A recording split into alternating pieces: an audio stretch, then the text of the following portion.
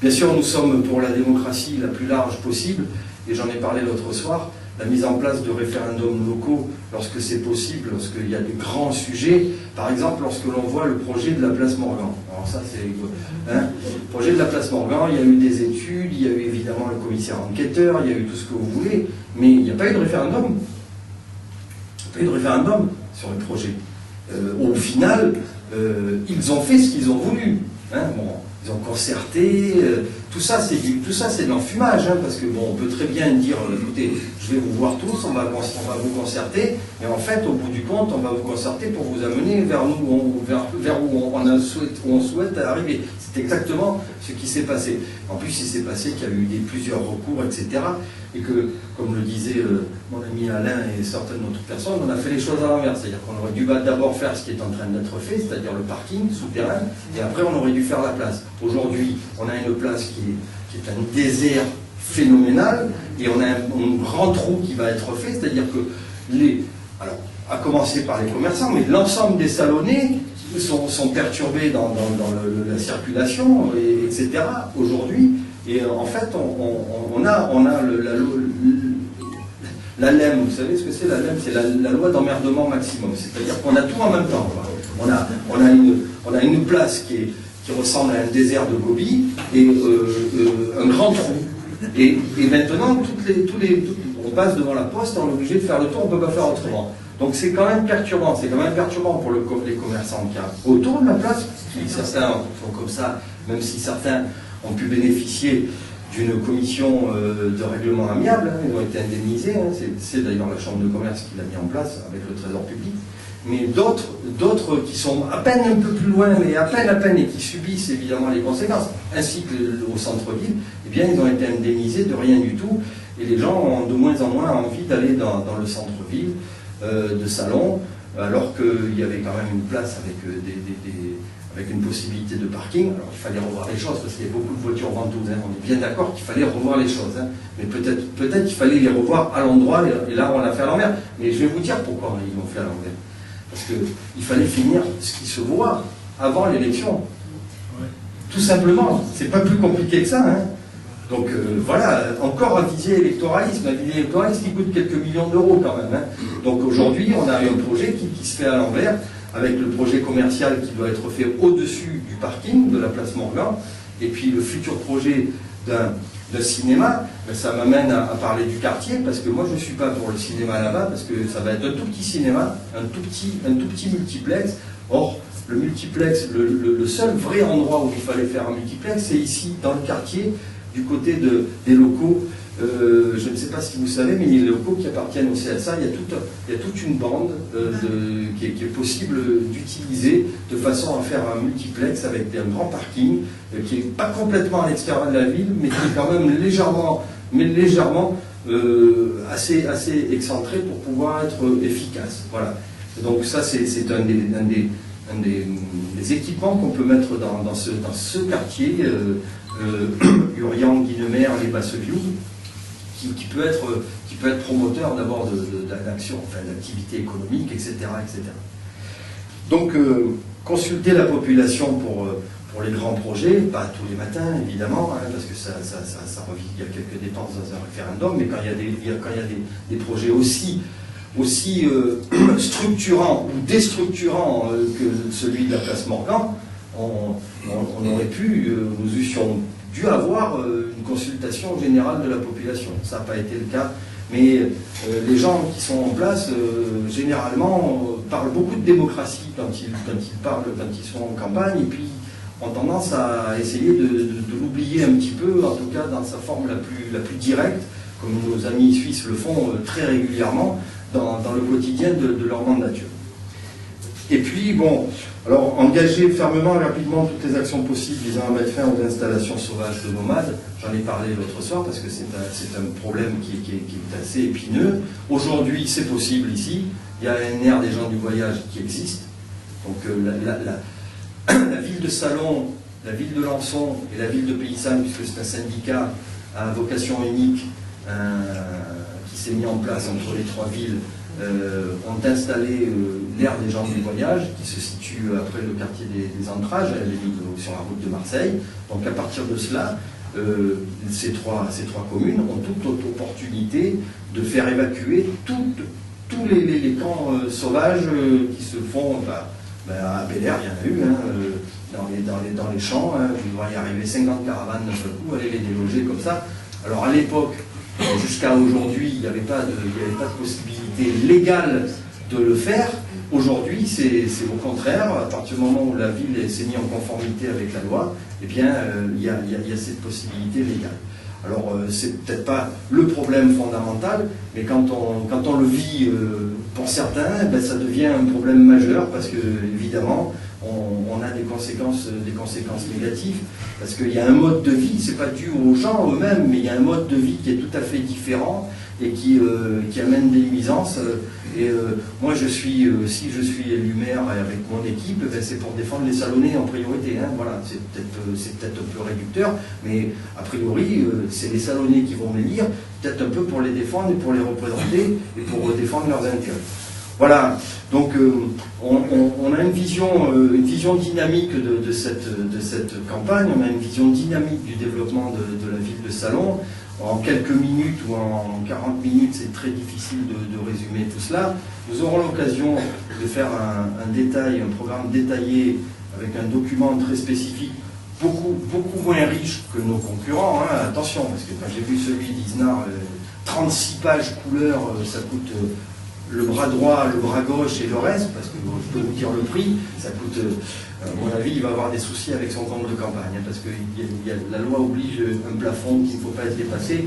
Le plafond, attention, c'est très grave de dépasser un plafond de compte de campagne, ça veut dire que la part qui est remboursable par l'État, c'est-à-dire les 47% du plafond, n'est pas remboursée. Ça, à la limite, il se débrouille, c'est pas trop grave, mais ça rend le candidat tête de liste et l'ensemble de la liste inéligible pour 3 ans. Hein. Ça calme, hein. C'est-à-dire que s'il y a une élection partielle, une municipale, si l'élection est cassée, et c'est à cause d'un truc comme ça, et qu'il y a une partielle derrière, ce qui est le cas, parce que le préfet casse, et il y a une municipale partielle, la liste en question, l'ensemble de la liste, personne ne peut se présenter aux élections. Hein. Donc ça, normalement, ça devrait calmer. Et j'ai cru comprendre qu'il y avait certains qui regardaient de très près les dépenses de campagne du candidat en question. Voilà. Donc ça, mais c'est entre nous, je ne sais pas. Peut-être que c'est des bruits qui me sont arrivés à l'oreille comme ça. En tout cas, nous, on est clair, on est transparent. On a basé un budget de campagne qui est sur la part remboursable de l'État, ce qui est déjà important, 38 000 €, c'est pas rien, hein, ça commence à faire de l'argent, mais on ne dépassera pas, ou peut-être un petit peu, bon, ça c'est des deniers propres dans ce cas-là. On fait notre campagne de façon plus modeste, et ce qui n'empêche pas de la mener de la façon la plus volontaire, la plus efficace aussi, quartier par quartier, rue par rue. On essaie de couvrir à peu près au porte-à-porte l'ensemble de la ville. C'est compliqué parce que pour l'instant je suis encore en activité pour 3 semaines. Je vais me mettre disponible sur mes congés propres à partir du mois de fin février. Donc voilà, on aura l'occasion peut-être de décliner vraiment en détail les actions point par point, les actions sur Salon de Provence. Sachez que vous pouvez nous faire confiance. Hein, beaucoup d'entre nous sommes des Salonnais de très très longue date. On connaît les problèmes de la ville. On a l'intention de les résoudre. En tout cas, on fera de notre mieux.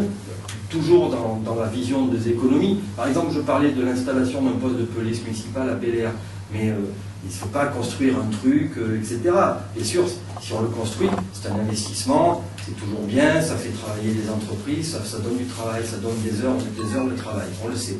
Mais par contre, il y a des équipements qui existent déjà, qu'il faudra un peu nettoyer et rendre un peu plus agréable, comme l'ancienne école de Bel-Air, on pourra installer par exemple cet équipement là-dedans. Voilà, une vision dynamique, mais une vision, comme c'est écrit dans les baux d'habitation, en bon père de famille. Voilà. Avec de la joie, de préférence. J'ai un slogan qui n'a rien de politique, j'ai dit il faut redonner du sourire à cette ville. Je trouve que cette ville, moi, que j'ai connue depuis 1964, je l'ai vu évoluer, je l'ai vu changer, transformer, évidemment, elle a perdu son sourire. Très honnêtement, alors c'est peut-être dans l'air du temps, c'est peut-être cette vie qui nous amène les uns les autres, en tout cas pour certains des plus jeunes, à être devant un écran d'ordinateur, devant un Facebook, etc. Alors que nous, nous on rencontrait les copains au bistrot, on allait au sport, on faisait un million de trucs, on se demande comment on faisait tout ça d'ailleurs. Mais voilà, en tout cas, redonner du sourire à cette ville.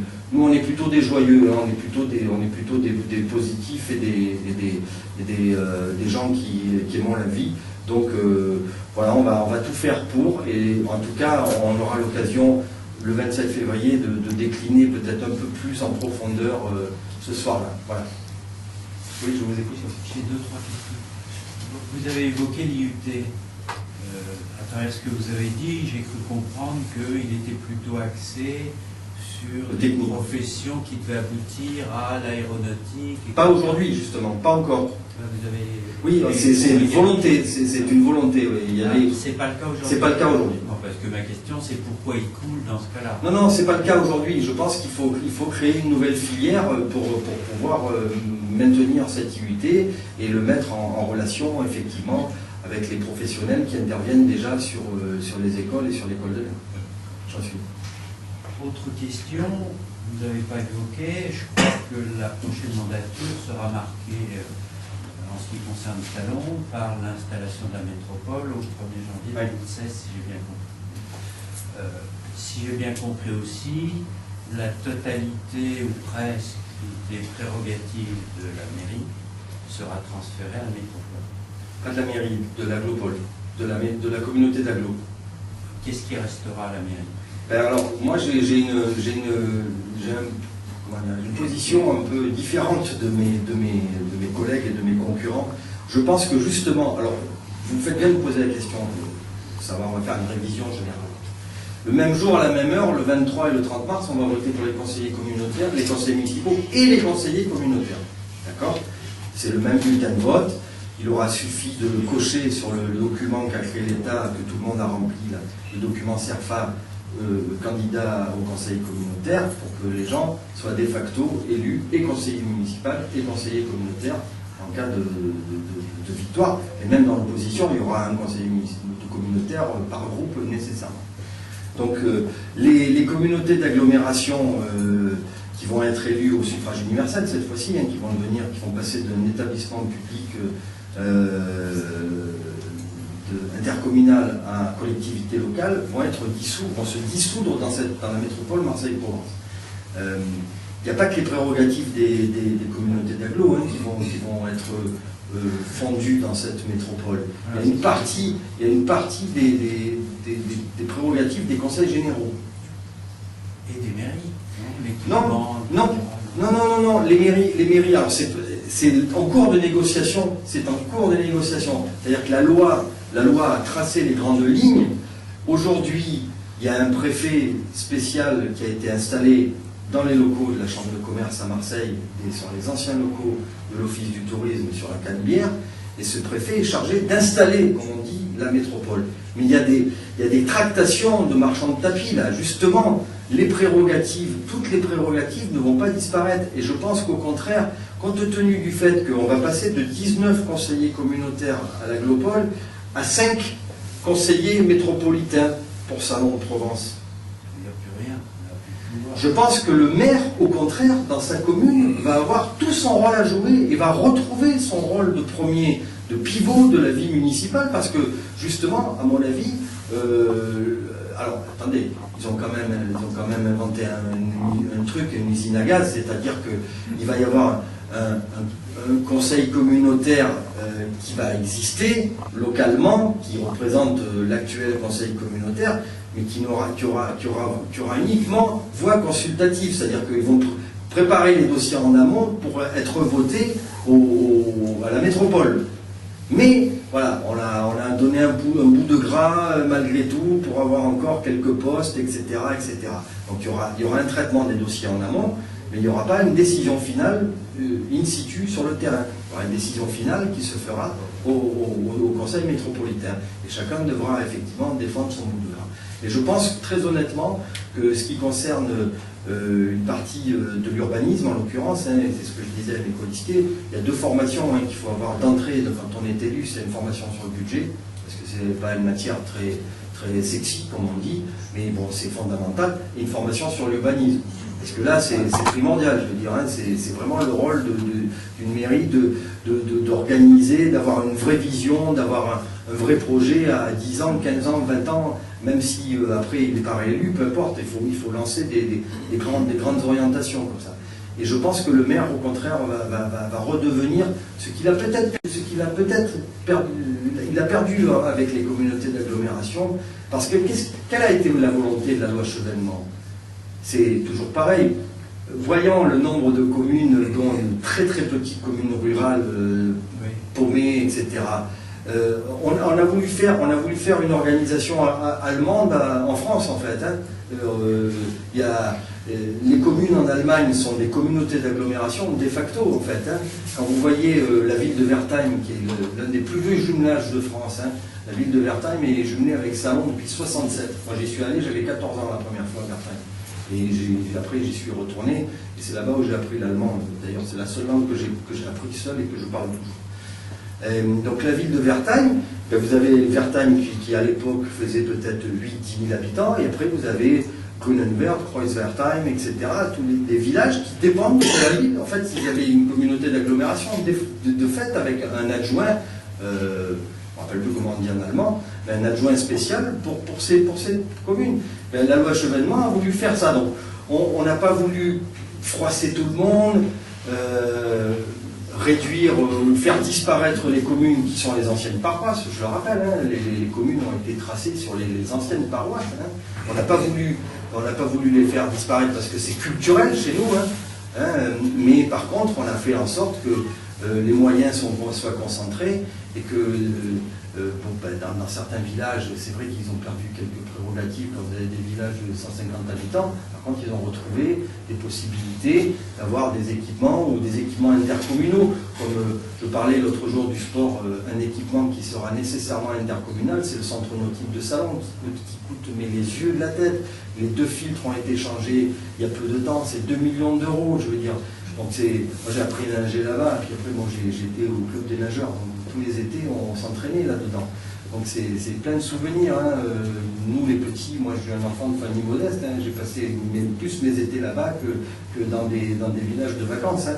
Donc voilà, je crois que là, pour revenir à votre question, bien le maire va, en tout cas, il devra faire en sorte de revenir l'interlocuteur privilégié de ses concitoyens, du fait de l'éloignement de la décision finale.